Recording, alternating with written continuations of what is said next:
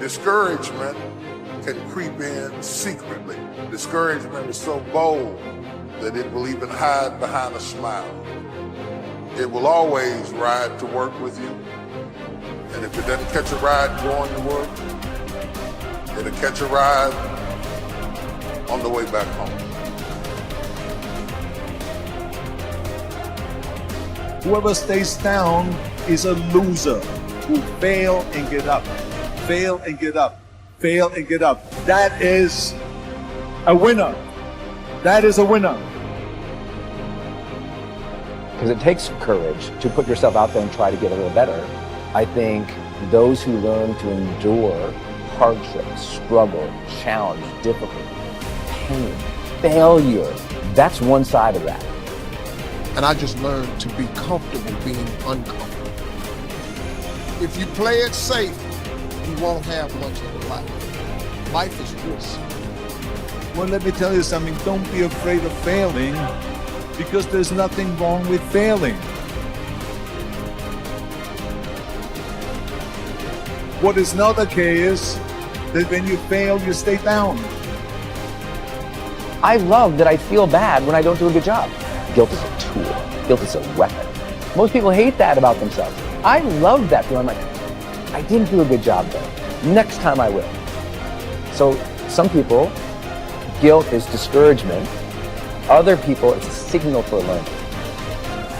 If you listen at discouragement, it will cause you to make bad decisions. It will cause you to think that life is not worth living. You will wonder if you're ever going to get out of what you're into. It take courage to pursue your dream. Now, it's going to cost you something. Most people are not willing to pay what it costs to go after your dream, because you're going to have to hurt a little bit. And most people don't like being uncomfortable. If you don't want to be uncomfortable, please do not pursue success. Because success is a very uncomfortable feeling.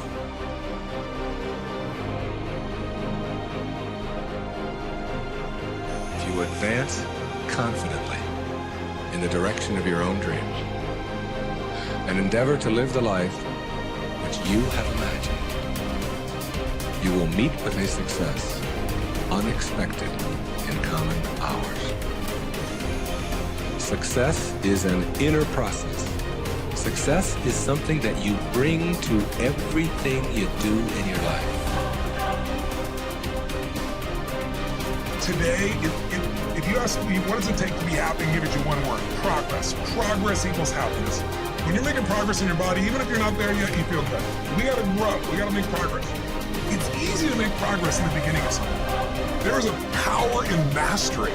And how many people do you know are really committed to mastery today? Most people dabble in a million things, they master nothing, and they wonder why they're unfulfilled. Because they're running for the sugar, the next thing that feels good, instead of getting past what doesn't feel good and getting to where you own something. Progress is the game, my friend. You gotta grow or you die inside. And you gotta give or you don't feel any meaning in your life. And life isn't always happy, but it can always be meaningful. And if it's meaningful, life is rich. You're a survivor, so I want you to get off this. I want you to cut it off. I want you to go in the mirror. I want you to make the rest of your life the best of your life. I can, I will, I must. When you realize you will be 10 times more energized, focused, and take positive action in your life, when you first choose to develop yourself as a priority and then get to the stuff of the world. And before you say happiness won't pay my bills, happiness will pay your bills. You must value yourself enough to take the time every single day to work on you, to engage in something that will ensure you are a positive influence on the world. You have not peaked here. There's more in you that you are expressing. Eye has not seen, ear has not heard, nor has entered the heart of mankind what's in store for you if you challenge yourself, if you persist and persevere, if you take ownership for your life. George Bernard Shaw said the people that make it in this life, they look around for the circumstances that they want, and if they can't find them, they create them. Create what you want. The reason you're here is because there's something in you that says, I can do more. This just can't be it. There's something in you. There's a calling on your life.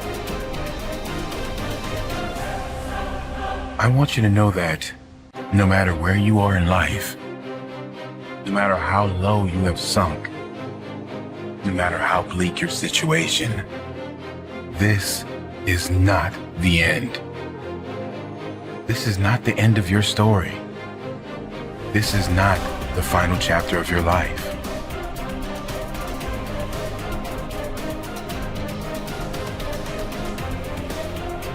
The human spirit doesn't care what's happened to your family. The human spirit doesn't care about the past. You may have been molested, or your family may have been broke, or you may have been betrayed, or you may have a divorce. Your human spirit doesn't care about any of that.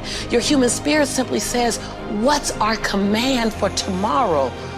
What do you want to create?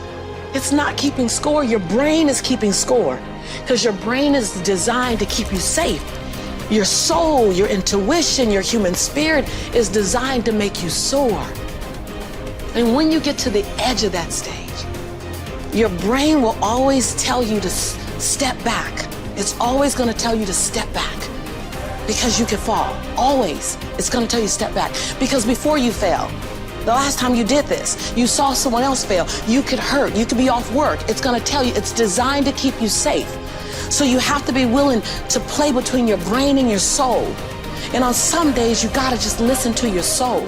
And you got to say, I'm going to leap. I'm going to get to the edge. Most people are at the edge, and you're standing at the edge, and you're watching everyone else fly. You know, watching people's lives on Facebook. You're at the edge, watching someone else live, wondering what it's going to be like when you jump without ever jumping. And I'm just here to tell you, jump. Because only three things can happen. You're either going to jump and fly, or you're going to jump and fall on something soft, or you're going to fall down hard. Either way, you're going to get back up. You already know you got what it takes to get back up. Your greatest fear is not that you will fall.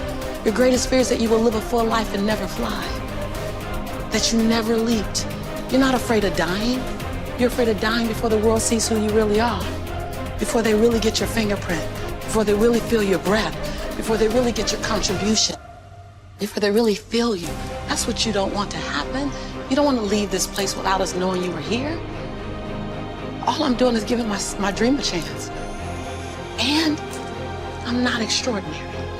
You don't get off the hook. You don't get to be let off the hook. I'm an ordinary woman who chooses every day to make one more extraordinary decision.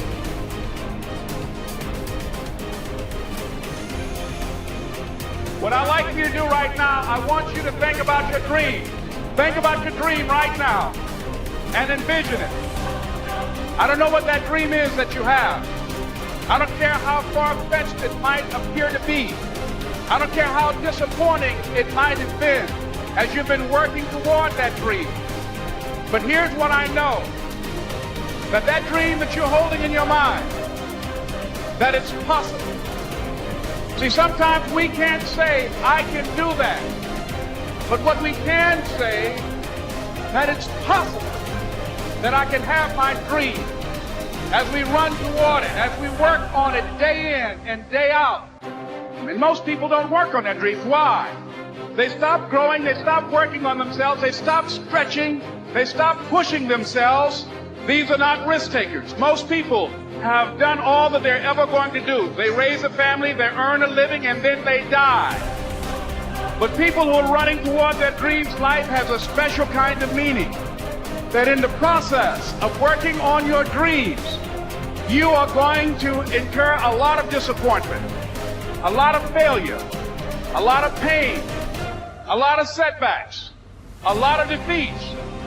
But in the process of doing that, you will discover some things about yourself that you don't know right now. What you'll realize is that you're more powerful than you can ever begin to imagine.